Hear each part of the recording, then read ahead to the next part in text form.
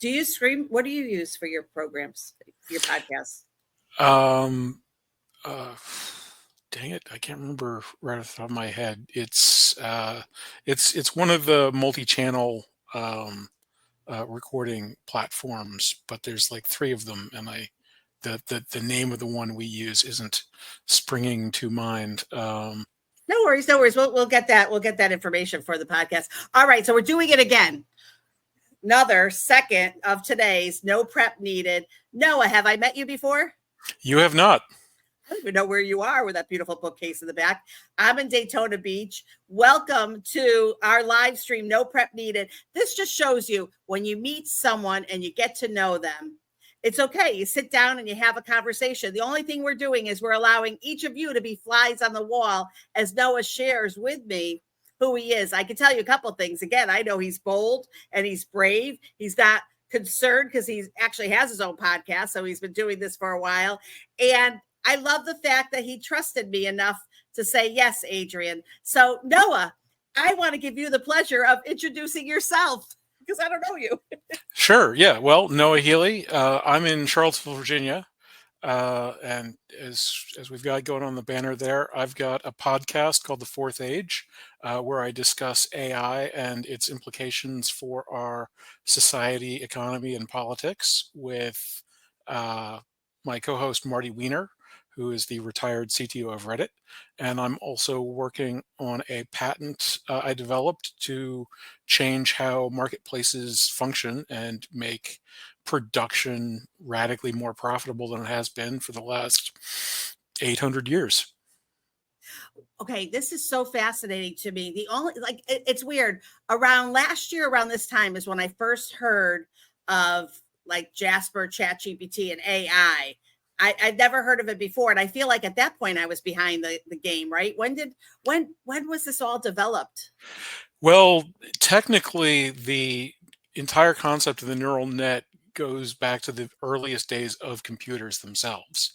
One of the first proposals for how to actually build an artificial computational mechanism was sometimes called something like the synaptotron or something like that, where you would model human neural synapses. And the first time there was a period where it looked like that approach might actually be bearing some fruit was late 70s, but mostly early 80s. And those companies didn't really wind up producing very much of value. And so it was known as the AI winter.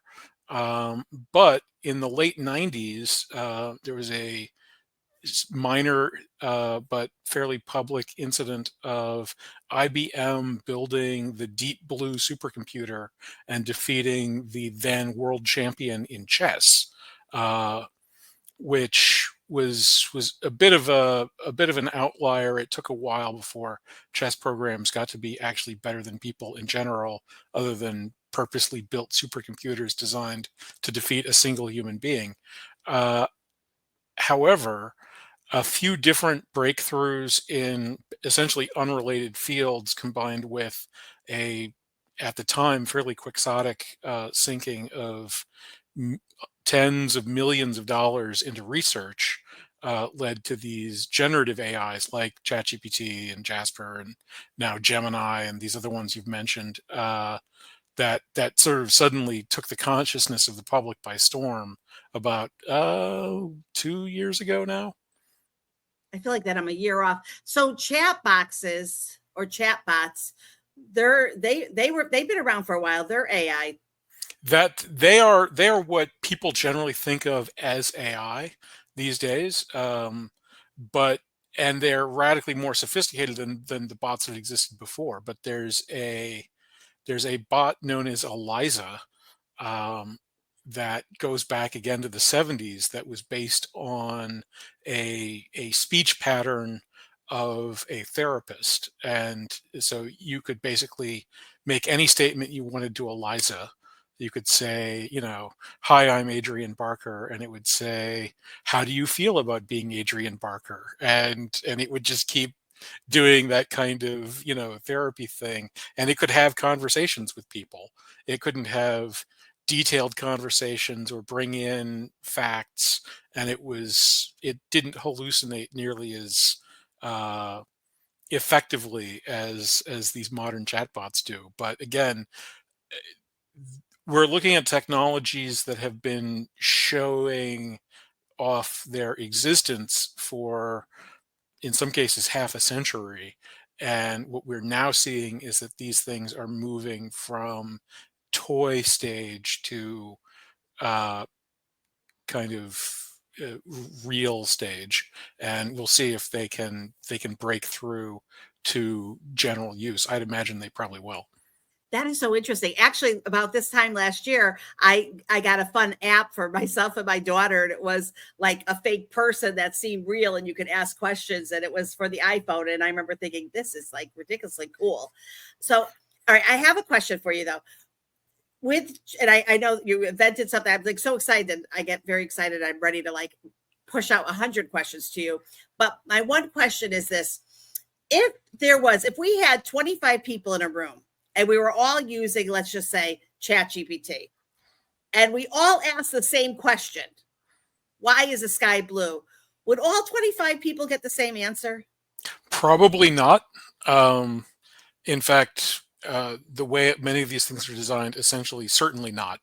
Uh, the one way to think about how these work, if you're familiar with sort of pachinko machines, the there's a game that they show off in The Price is Right, where somebody takes sort of a hockey puck and drops it down a bed of nails, and it sort of bounces around. Oh, Plinko, Um, yes. Plinko, that's it. Yeah. So some of the mathematics of how this thing decides what to do bears a very strong resemblance. That's known as lattices in the mathematical term, to how Plinko machines work. And because of how many arbitrary choices there are to make and the amount of arbitrariness that they plug into those things, that it will it won't be circumstantially. Basically, the 25 of you can't all ask the same question because they're asking from different devices at slightly different times. And as a result of this combination of other factors and their decision to design it so that it would be sensitive to various things in order to not just mechanically be slavishly repeating itself or hackable in that easy way, um, it's very unlikely that even two of you would really get the same response.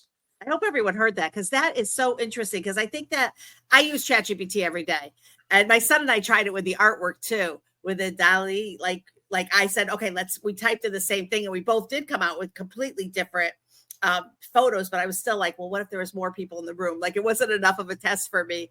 But I love this because in my mind, people are like, so those that haven't used it are the first ones to say, oh my gosh, it's going to be thinking for us. It's going to be taking over, which is my next question.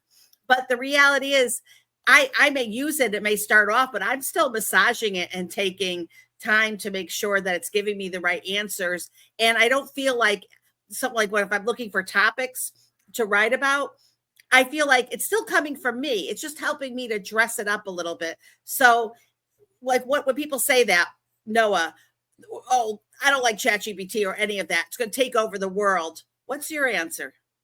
Well, I think it's obviously the case that it will take over the world. However, I don't think that people are treating it in the term that I use for the generative AI is that it's less consequential and more dangerous than people generally regard it as.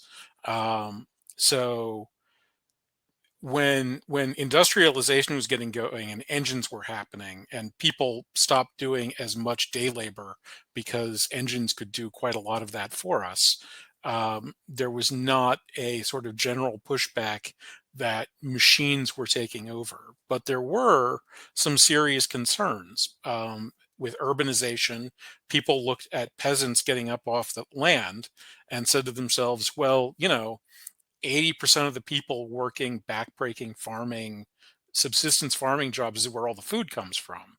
So if half of those people leave and go to the cities for these good paying manufacturing jobs, then, we'll have half as much food and half of us will starve to death. And that's a death spiral. So this is all terrible. Of course, we figured out how to use engines to make back-breaking farming labor more effective and produce a lot more food. Um, that's the kind of changes that we're likely to see.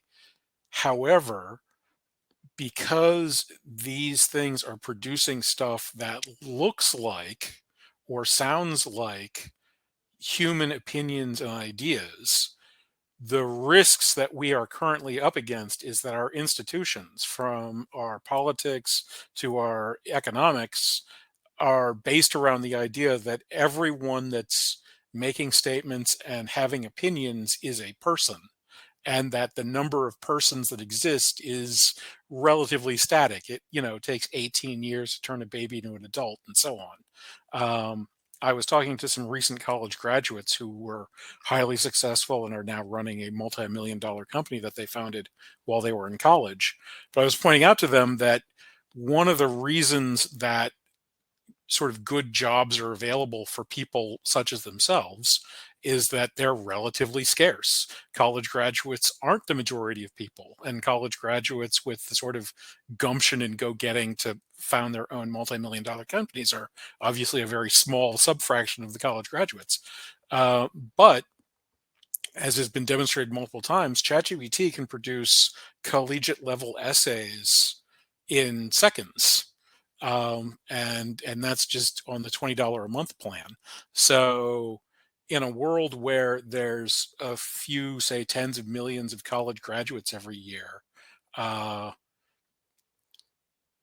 there'll be a certain value attached to that. In a world where computers can manufacture trillions of college graduates every year, that value will naturally be radically lower. And the values in society that are being or going to be radically lowered are the ones at the tops of our societies. It's much easier for these things to simulate what CEOs do, or what politicians do, or what entertainers do, and it's a lot harder right now for them to simulate things like what cab drivers or garbage men do. And so our society is going to have to change in ways that makes us able to use these capacities in ways that are actually valuable to society, because mostly what it's done so far, and what it will do until we look into these issues, is just make it a lot noisier and crazier. That is so, oh my gosh, you're brilliant. All right, here's another question. I'm doing my senior essay in college. I use ChatGPT for the whole thing. I then get a little nervous and I say to ChatGPT, hey, write like I'm a 19-year-old female, and then add a few mistakes so that nobody really knows that it's real, and make sure that I can't be found anywhere, and help me to make it sound like my own. Will the plagiarism pick it up? How do the professors know when it is ChatGPT compared to that it's not? Like, what does that look like? Because I get very confused when I read that they can figure it out. Well, in some cases, they'll be able to work it out, because they might be able to build models that can detect whether or not there is plagiarism. As these models develop, there'll be things going on. OpenAI they certainly haven't announced that they're doing this, but any of these companies might have certain embedded characteristics that they decide to sign. For example, printers, due to regulation, have micro printing intrinsic in them, so that the outputs of printers are traceable back to specific machines because of the micro printing on each page. And that's also something that exists in computer chips. Um, my laptop has been unbound so that I can operate a real operating system on it. But the standard laptop computer chip has something called the Trusted Computing Platform, which was pushed through by a number of industry bigwigs, that allows the chip on your machine to understand whether or not the software running on it belongs to an approved person, and if not, to not run that software. And that's basically a Microsoft digital rights management technique that is built in at the chip level so that customers can't pirate their stuff. And there's other people that were also interested in being able to control technology that nominally belongs to consumers. It would be possible for these companies to be behaving this way. They have not announced that they are doing so, but they've certainly done nothing to ensure us that they aren't at least that nefarious. But that's more or less the precise issue that you've put your finger on, because if it were developed a method to work out that people were plagiarizing, that methodology itself would be the basis necessary to train new sets of generative AIs that could evade that would be able to do their jobs even better. And so um, I go to an example from my collegiate experience. I went to UVA, and we have an honor system, which, as part of its action, uh, it's strongly discouraged for professors to even monitor students during the giving of exams. There's a handful of very notorious cases where it's actually done. Basically, sort of physics for jocks was sort of a notorious bed of cheats. But for the most part, students are trusted and encouraged to be trusted at every level of the university. One of my professors, who was the dean of undergrads at the time, felt that this was a perfectly decent thing to do and actually sort of wonderful. But on the other hand, training engineers didn't feel that it was perhaps wise to simply open the doors to cheating. And so he designed his exams so that they could not be, in fact, cheated on. And so his exams were open book, open note, week Oh, long systems, um, where you could solve the problems yourself, or with sufficient research, maybe find the sources of the problems and simply copy down the work. However, because you had effectively infinite scope and scale, the grading was extremely tight. He would grade down for misspellings or poor penmanship or basically any error at all, because the object was to produce finished engineering work under general engineering conditions. And you could certainly start thinking along those lines, in a world where it's possible to credibly pretend to be a skilled practitioner of any field, because ChatGPT can do that for you. How would you go about interacting with people such that it doesn't matter whether or not they have the ability, or ChatGPT is providing the ability, or anything? You can instead distinguish whether or not the value being produced is real, or simply a very convincing fake. that, so when I was growing up, we would go downstairs, we would get the big, huge dictionaries, right? Our encyclopedias, and we would take the encyclopedia and, oh, I have to write about Abe Lincoln. Okay. And then I would like, I pretty much took it word for word and then just switched things out, because I figured, how would they know, right? I'm just a kid. They wouldn't really know that I'm using an encyclopedia. But sometimes they would say, did you use an encyclopedia? And I didn't lie. So I was like, yes. But like the same kind of thing, right? Like I always felt that as long as you knew how to find the information, how much can you store in your brain anyway? So, I mean, am I off in my way of thinking? I would certainly tend to agree with you. I don't really see a moral differentiator between a person that has temporarily stored information in their hypothalamus and people who have temporarily stored information on their inner thigh, in order to pass an exam.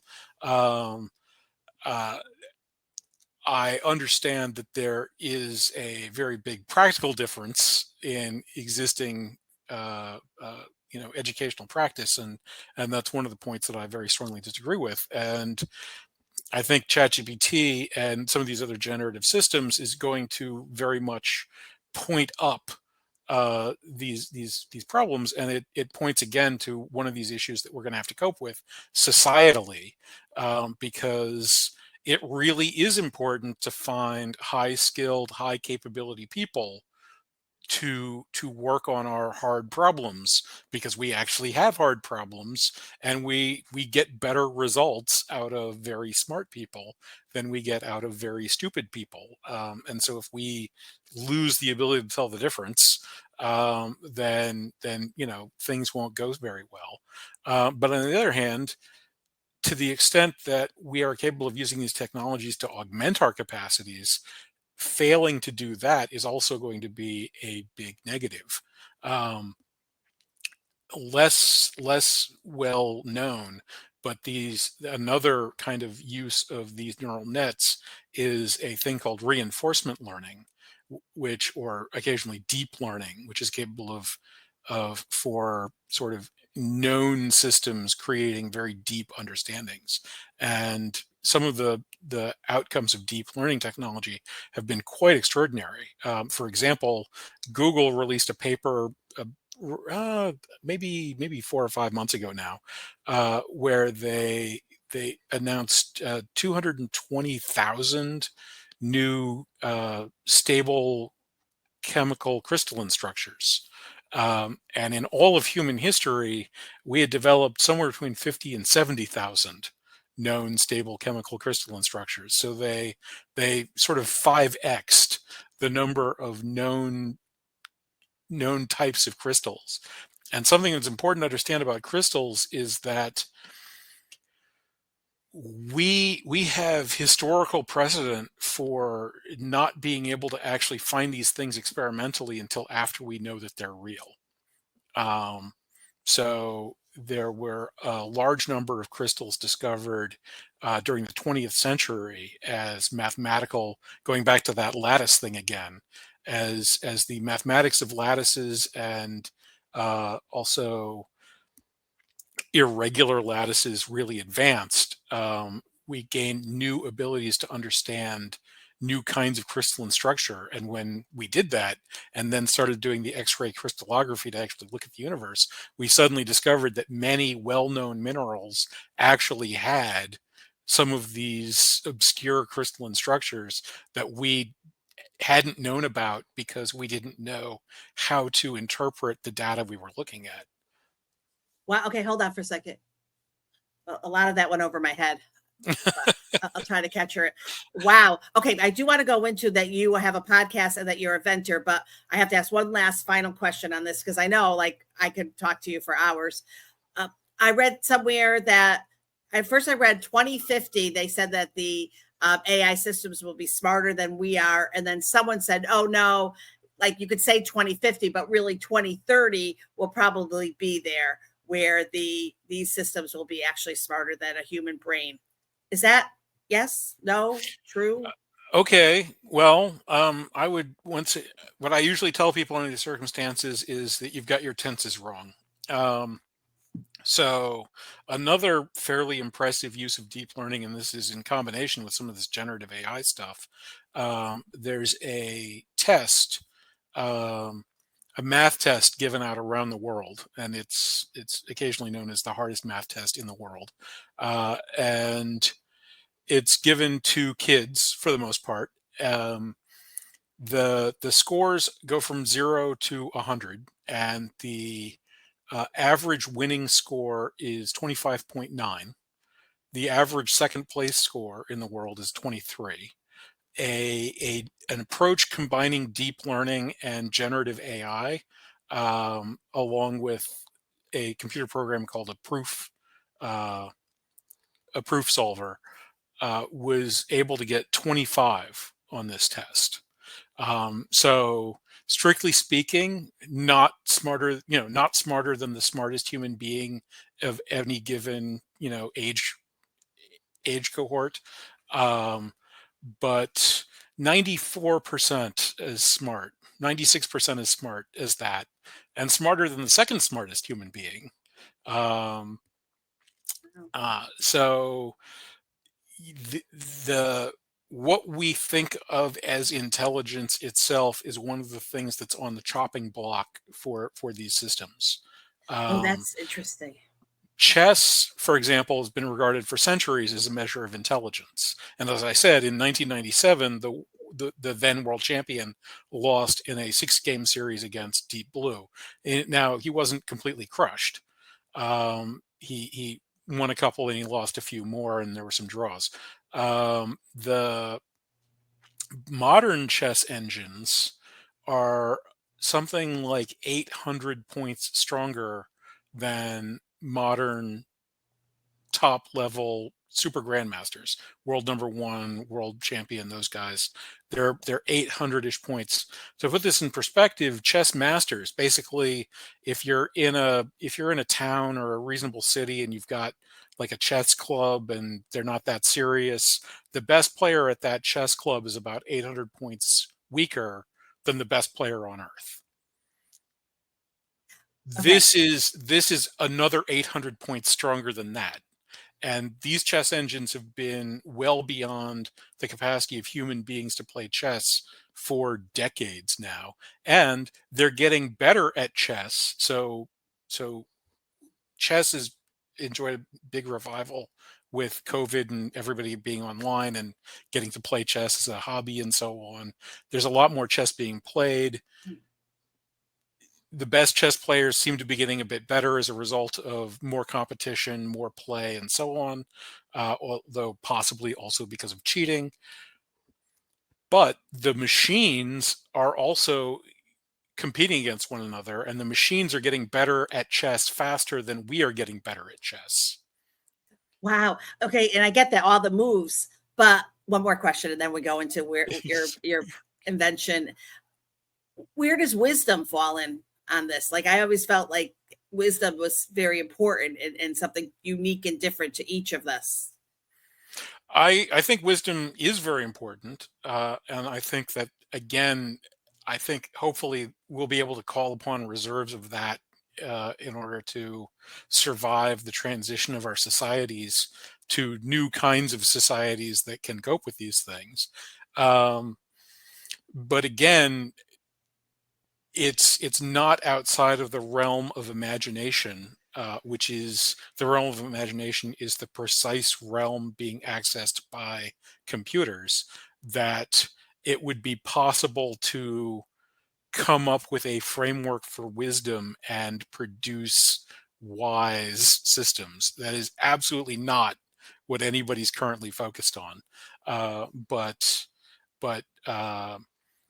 super wise intelligences are a mythological and actually sociological point of human history. Things like the Oracle at Delphi were supposedly always right and always sort of put people on the paths that they belonged on. And it's not very difficult to sort of imagine a sci-fi scenario where the ChatGPT at Delphi could become a real thing somehow, although probably not with the current cast of creators. That's, thank you. That's interesting. Wow.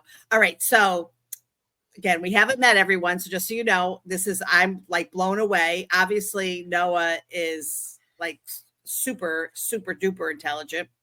Like to put you up against a chat GPT, Noah. You'll kick their ass. Okay, but seriously, tell me about the invention.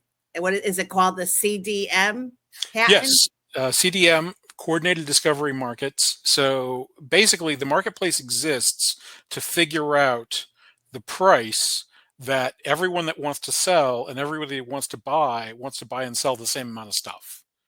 So if you're just kind of like, setting prices, you could just set prices wherever you want. You'd be like, wheat, cool, $100 a bushel. Well, people would be very interested in growing wheat at $100 a bushel. That's a lot more than you get right now. But bread makers are not going to be very interested in buying wheat at $100 a bushel. They might not be able to sell those loaves of bread at $500 each. So, you know, suddenly we're transforming our cities into wheat farms, and at the same time we're shutting down our bakeries, and like there's a major mismatch. Or you could say, well, wheat, what's a nickel a bushel? That seems fair. Well, maybe it seems fair to you, the bread buying public, but the farmers aren't going to go into that business. They'll grow rice or corn or something else instead. So there's a price point, and that price point is the result of the sort of co-negotiation of everybody in the marketplace. And we currently develop a marketplace where it's based on individuals negotiating private prices, which are then published to everybody. And the problem with that is that most of the information stream is actually robots trading with other robots. So going back to that, are they smarter than us? How will this affect our societies? We have had quite literally AI systems based on many of these same techniques that OpenAI is using, trading as the majority of the volume in our marketplaces for decades. And that's led to a lot of the market instability that we see, where crazy things happen, sometimes so crazy that they become national news or international disasters. The way my system works is by integrating in multiple viewpoints and providing a stable price to entire sectors of the marketplace to then see how much they want that price. So rather than being rewarded for being able to find somebody willing to take the worst deal you can come up with, you are instead rewarded for contributing towards the best deal that everybody can come up with. And the more you contribute to that, the greater your reward. Wow, that sounds brilliant. So so if we go on to change.org, what exactly are we going to, how can we help you? What would you Well, so I've been working on this patent for actually around 9 years now, and the patent office is breaking its own rules, lying to Congress, and doing everything it can to slow down and halt the adoption of this technology. And right now, it's been appealed. It was appealed last year, and it's been scheduled to be heard July 2025. And so between filing the appeal and waiting for it to be heard, there's not really much I can do. But about a month ago, somebody suggested, I could do this. I could, create a public record of people's being interested in having a better economy. And so that's there for people who would like there to be better markets, or indeed a patent system that wasn't behaving in a very, very untoward fashion. Okay. All right. Thank you. Thank you. So go on and check it out, everyone. The link is there and I'll put it in the show notes. And you are a podcast host. So tell us about your show.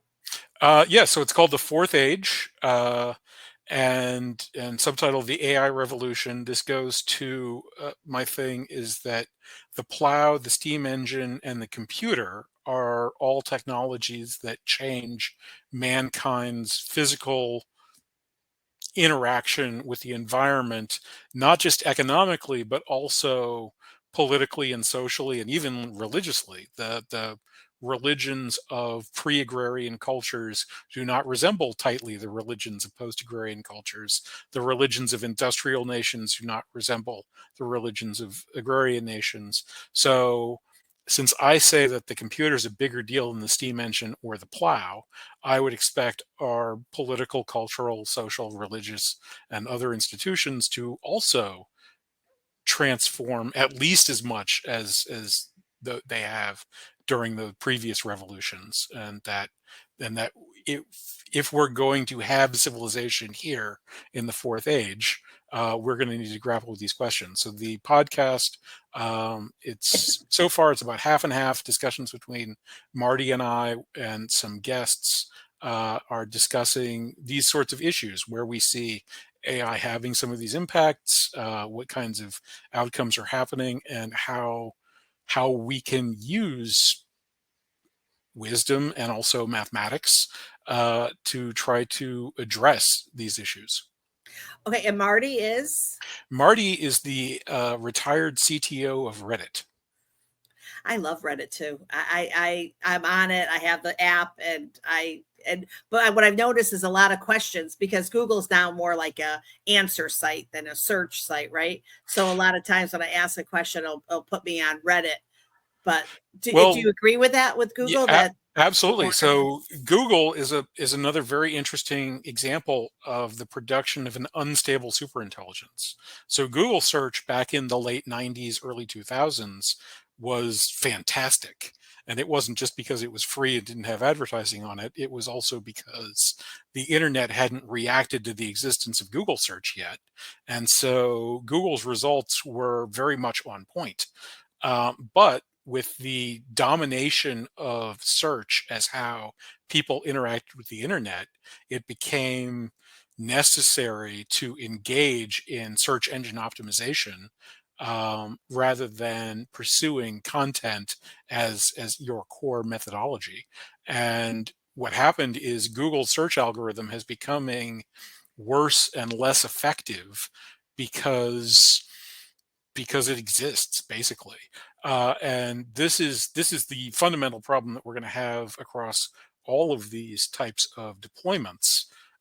If ChatGPT floods the zone with erudite, text and speech, uh, and then sort of turns journalism and communication and sales into an undifferentiated mush of noise, well, then society is going to disintegrate because nobody's going to actually know anything or be able to trust anyone anymore. Um, so it's only by creating systems that remain stable after they exist that we can actually exploit these things on a durable basis. And so Amazing. that's the challenge. Wow, Noah, thank you so much for your time today. I feel bad we went over, but I really appreciate talking to you. Is incredible. And I'll put can you send me an email with all of your information so I can put it in the show notes? Really appreciate your time. And even though a lot of it did go over my head, wow, you are super intelligent. I learned a lot too. So thank you so much. Thanks for having me here. This was great. I appreciate it. I really appreciate your being bold and brave enough to come on with no prep needed. Thank you. Have a great rest of the day. Where are you located? Charlottesville, Virginia. Oh, beautiful. Okay, I'm in Daytona Beach, Florida. Awesome. All right, everyone. Thank you to Noah, my new friend. I don't know if he'd want me as a friend. I'm not that smart, though. Okay, thank you, Noah. Have a great rest of the day. Bye bye. Bye-bye. Thank you, Noah.